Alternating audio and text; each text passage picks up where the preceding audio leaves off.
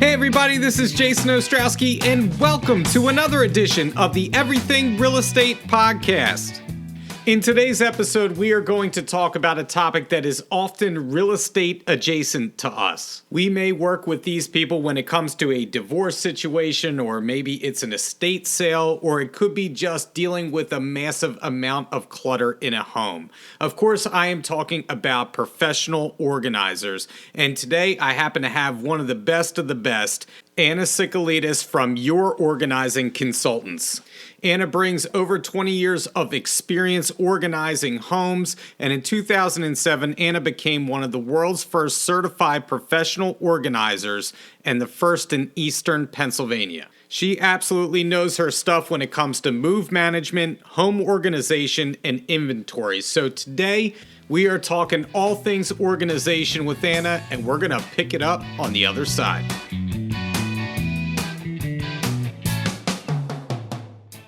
All right, Anna, it is a true pleasure to have you here. And I want to start out by saying that I am completely fascinated by someone like yourself. I'm fascinated because I am often the antithesis of what you try to cultivate, all right, which is organization. Now, I strive for organization all the time, but I have become better at it, you know, through my schedule, through my time blocking, all that good stuff. But something tells me that I would fall woefully short of any standard that you live by or help people to achieve in their lives. So you're so good at organization that you became one of the world's first certified professional organizers. And that's pretty amazing. And I'm so glad to have you here. I want to start off by asking you, how did that come to be? How do you become one of the world's first certified professional organizers? And did you always have a knack from this from an early age? Just how did you end up being so organized? Okay, so first of all, thank you so much for having me. It's a pleasure to be here. I became one of the first. I belong to a professional association, the National Association of Productivity and Organization Professionals, and they started a certification program. It was something that we asked for a long time, and finally they did it, and it's a real professional program with all the background legal stuff to make it a stand-up program. And when they offered the certification, I jumped on it. I wanted to be one of the first persons in my area to do it because, I mean, it is a good marketing technique. What it also did was it led a lot of other organizers in this area, to also get their certification. So that may actually up-level, a lot of the organizers in the area.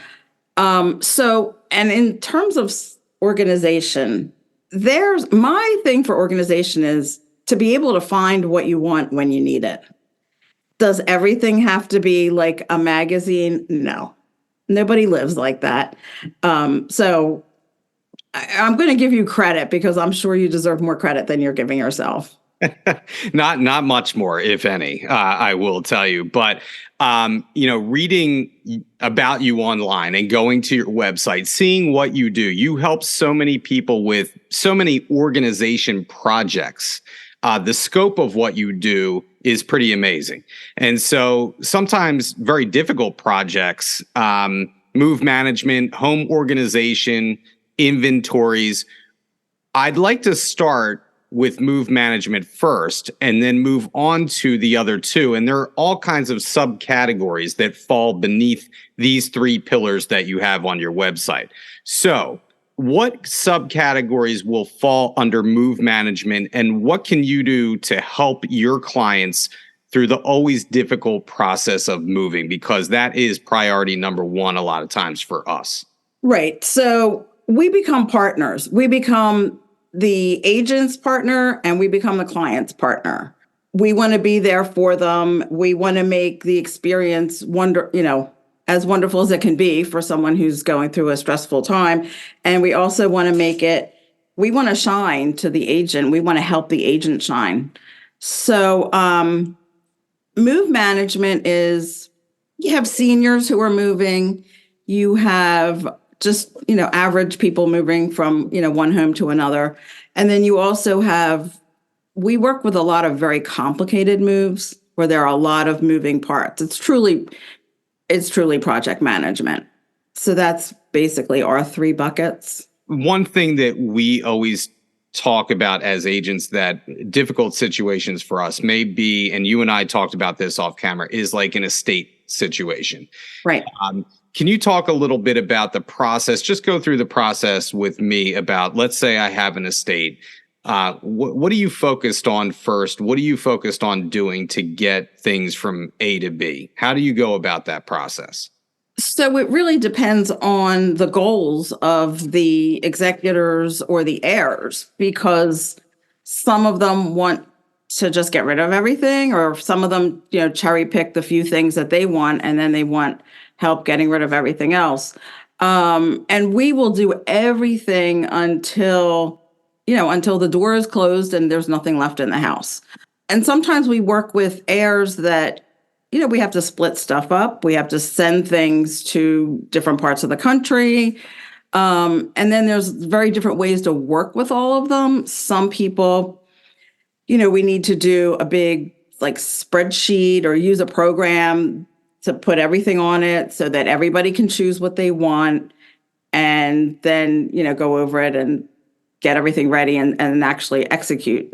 And some people you'll use FaceTime or you'll use Dropbox, and to help people. And sometimes the people are there actually with you. So it depends on the situation. We tailor our process to what the goals and needs of the people are that we're working with. And we have that ability. Do you have the same standard process or processes when you start with a client? Do you still follow the same procedures? Like, is there a place, a start and a finish for you, and going through point A, point B, point C? Like, do you have an organization to your actual process, or is it just completely situational dependent, I guess is what I'm asking. Well, the beginning and the end are usually the same. The middle is what's very different. Usually we meet with a client, whoever that may be, and figure out what their goals are and what their needs are. And then we help them, and we may help them figure that out while we're having our conversation, and maybe even figure out how it's going to be done, or at least how it's going to start. And then the end is, for a move especially, or an estate, is that we close the door and settlement happens in 2 days or 3 days or what have you. One thing, I'm going to be selfish here. So immediately when I see you, I want to say, Anna, please come help me sort my garage, because I want to get a car in there at some point. It'd be very nice, especially with the weather we just had. Right. Tree limbs falling everywhere. I want to get my car in my garage. So with home organization, what do you do to help people find their way out of home organization hell? Like how can you, what kind of things do you focus on with home organization? What's your bread and butter when it comes to that?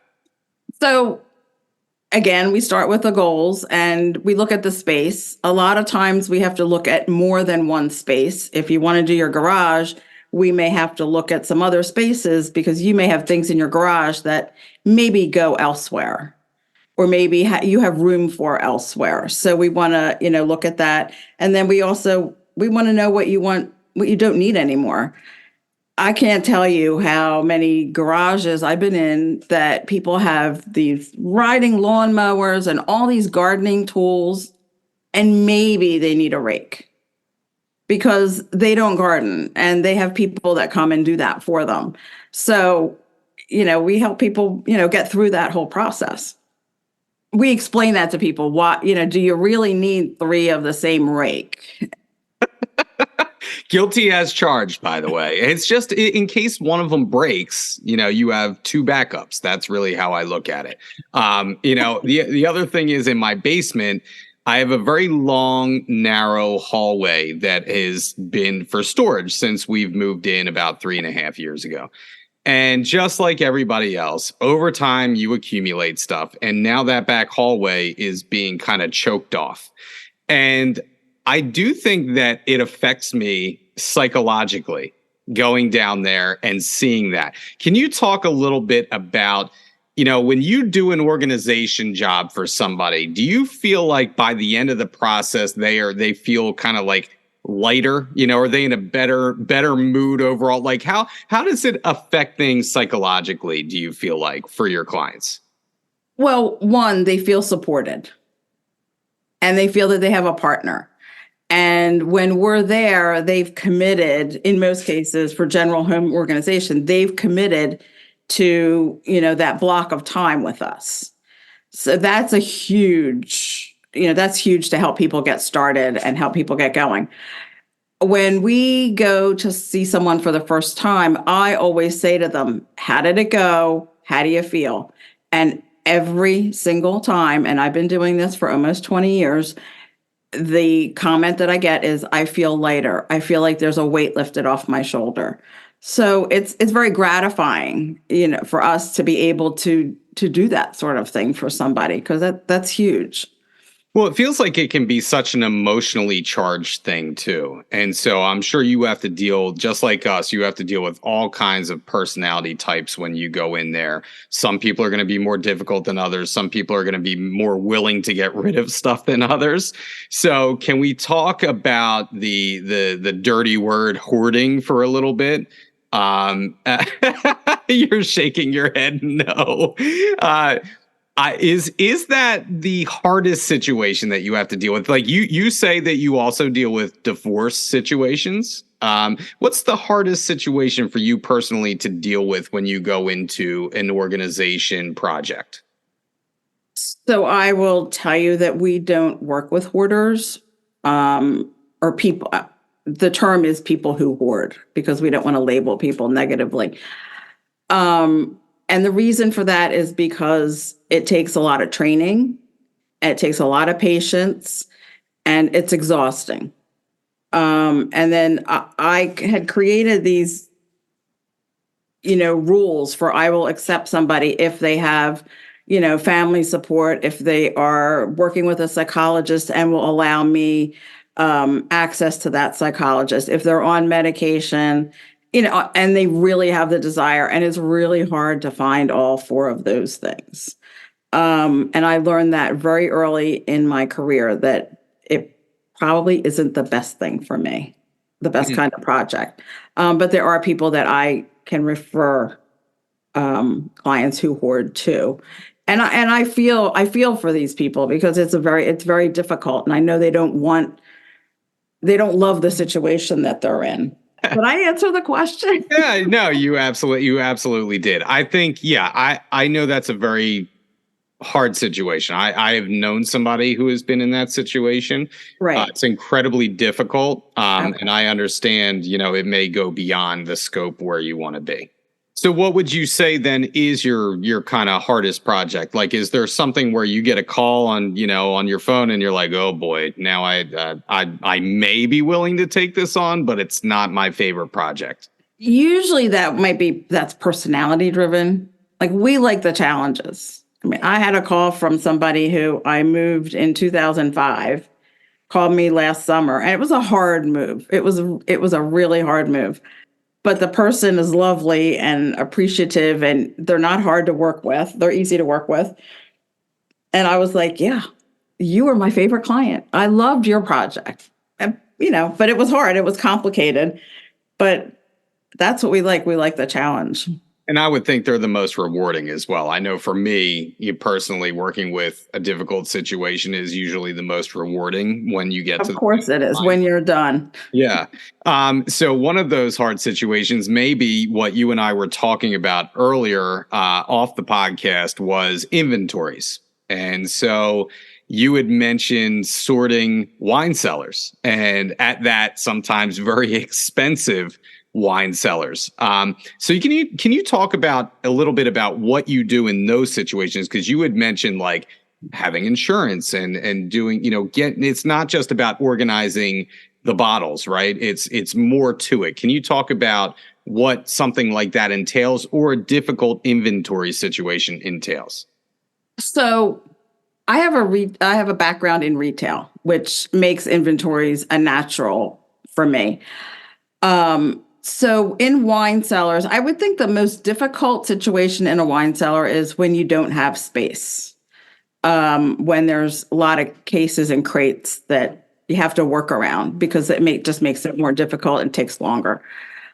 Wine cellars, I started doing them for a client who was building one and using my background, and we found a software program that I would say most people use, and we learned how to work that. And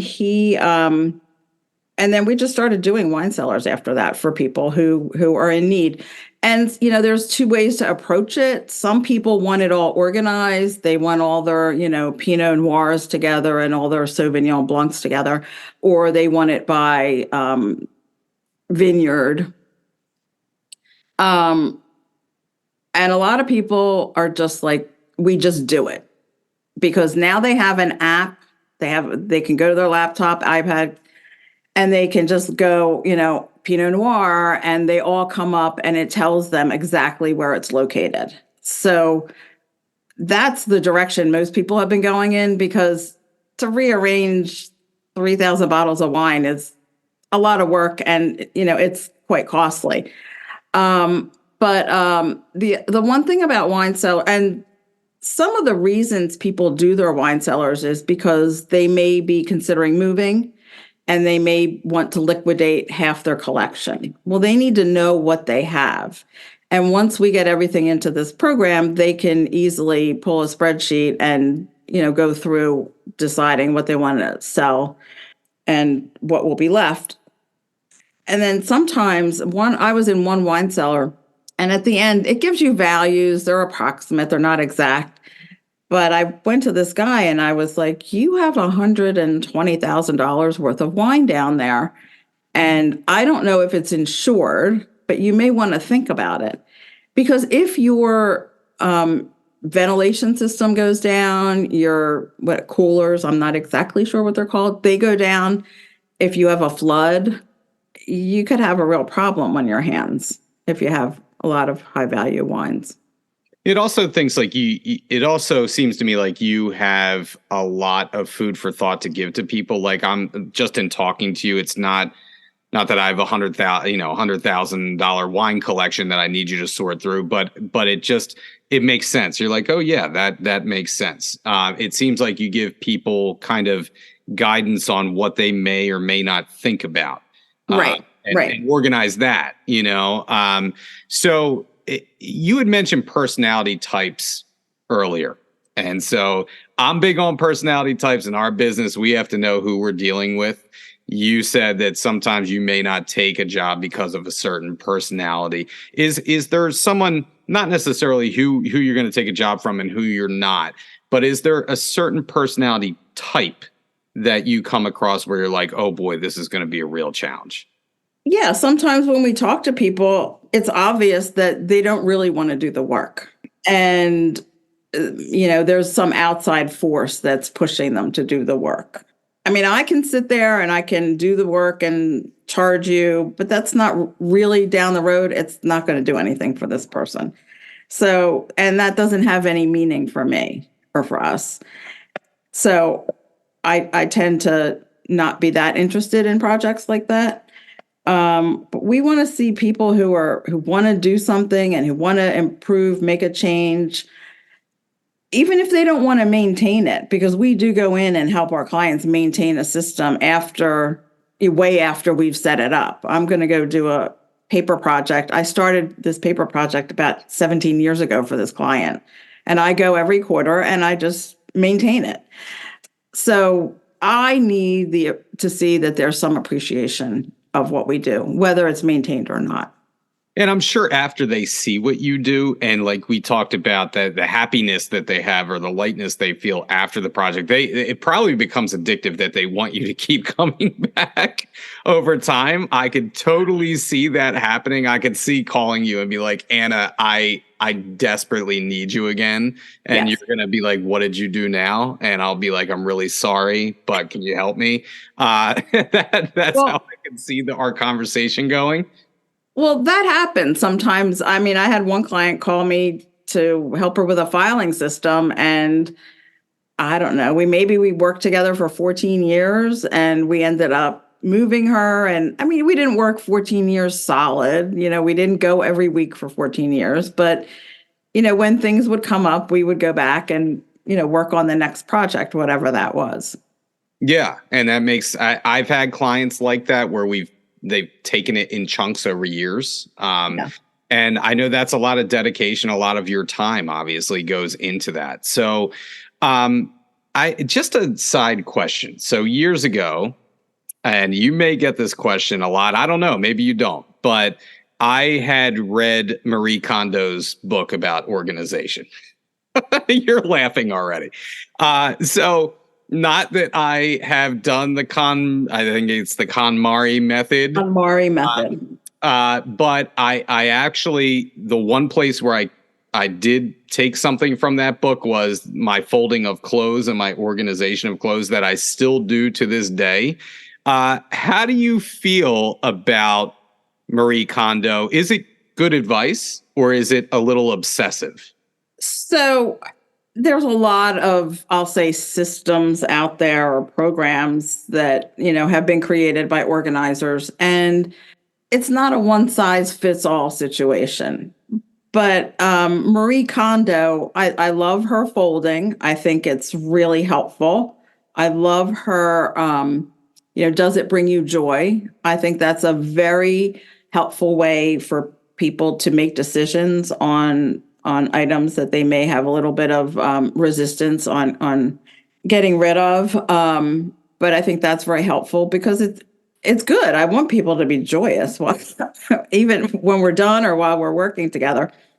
So, I like that part of it. Her method of, starting with one thing and then going to the next thing. And it seems to me, it seems rigid. That part I can live without. But there's every one of these programs has something that has some value that works for everybody, that can work for everybody. I'm just fascinated to get your take on it, because you do this day in and day out. And I know sometimes we hear things on the realtor side that's very sensationalized and we're like, that's not how things really are, So I wanted to come to me. I will tell you the truth. Yes. So I wanted to check with you first. So you've been doing this for quite a while now. So what keeps you doing what you do? You had mentioned you get joy from, the fulfillment, I should say, that it brings you. So what joy do you get from helping others organize? Like, organization is a tough job. Like that's a very systematic, very analytical. I'm sure it can be very weighing on you when you see a project in front of you that is going to take a long time. Seems very daunting. So what keeps you doing it? I feel that the work is very rewarding. I forget my fulfillment. It's amazing to see clients and how organization can change them. I've seen people who will get in there, will start working. Next thing you know, they're going to Weight Watchers, or they're going to the gym, or they've lost 30 pounds, or they now have a boyfriend, or they got a new job. And these things, helping them get unstuck, can help them, if they drive themselves to make real changes. So that's kind of priceless. Yeah, it's just like us. And I always think of what you do as kind of real estate adjacent, right? Because Absolutely. We're going to cross paths a lot. Is there something in the future, one thing that I had seen on your website again is digital organization. Is there something that's fairly new to your industry that you're taking on, kind of something like that, or maybe it's tech driven, or something that is new to what you do that you offer clients? Because I was kind of surprised to see you do that digital organization. My Gmail is a hot mess. I'm going to tell you, I'm surprised they have the bandwidth to even Google to cover how many emails that I have in my inbox right now. So, is there something that's kind of new and intriguing, I guess, on the organization side that you do at this point? I think that and photo organizing are new. A lot of the security type things that come with our devices is new, and there's a lot of because technology is constantly changing, so we need to be constantly changing. But the photo organization and making photo books and making videos, and helping people clean up their computers, I think that with the way things are now, the way we're searching by keywords, that maybe organization isn't super important to a lot of people. I think for some people it's really important, but because you can keyword, I think that the level of organization doesn't have to be as crazy as it was, as we thought it had to be before that. And you can't possibly have more than 30,000 emails. You know what? I haven't checked my exact amount, but years ago, I'll just tell you this little story. So years ago, I used to have very organized email because I was selling new construction back in like 2008, 2009, 2010. And if you recall, the market had crashed, and there was nobody coming in the showroom. So that helped me stay on top of my Gmail. I would sit there and delete thousands of emails because that's all there was to do all day. Nobody was coming through the door. Now I feel like I just don't have time to do that, and I should make time.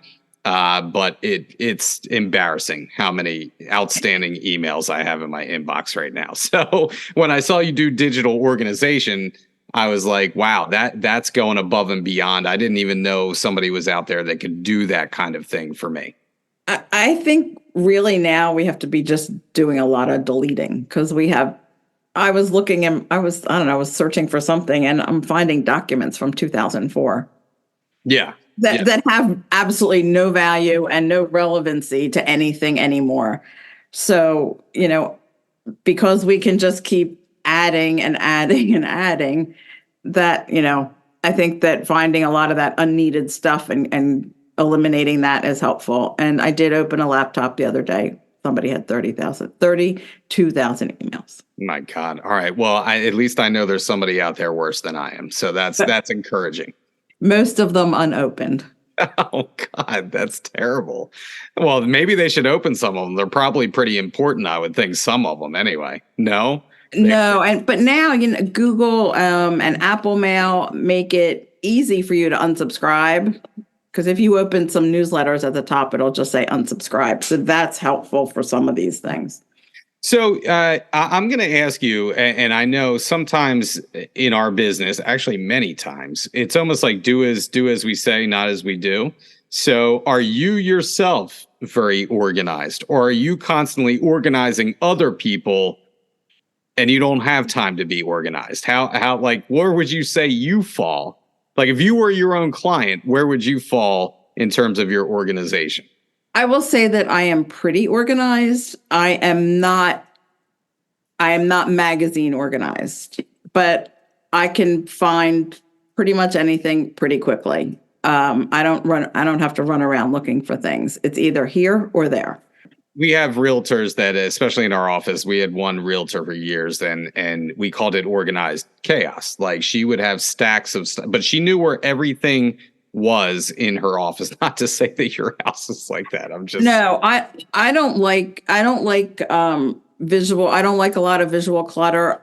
I personally, it can get to a certain point and then that's it. And that point is, like I will say right now, my dining room table still has the greens on it from Christmas and 2 very small piles of paper that I need to address. It's really, but at some point it will get, maybe if one more thing ends up on that table, it will drive me to do something about it. But I try to keep on top of it because it's much easier than having to go through what my clients have to go through. Yeah, I do have a level of frustration with my paper as well, where eventually there is a day where I will just spend all day shredding, and it's not good to get to that point. So one last question that I have for you. How would you rate the organization of my questions? Were they organized well? Do I still have work to do? How would you rate my questions to you and the organization thereof? I think they were pretty organized. Thank you. I think they were quite organized. You started out with, let's hear about this type of organization, and you went on to the next and the next. And I think that was quite good. Because I'm thinking I may need you for the podcast. Like from my guest now on, I'm going to need you to organize my questions for me and see if they make sense in sequential manner. That's great. We like to do that. So I may be reaching out before long. So Anna, thank you so much for doing this. And I really appreciate you coming on the podcast. Before we get out of here, how can people find you if they would like your help? They can find us at yourorganizingconsultants.com. And that's organizing consultants with an S. It's plural. They can call me at 484-432-8692. And then we have social media, Your Organizing Consultants on Facebook and Instagram. Well, I know you're always in demand, so I really appreciate you doing this and taking a little time for us.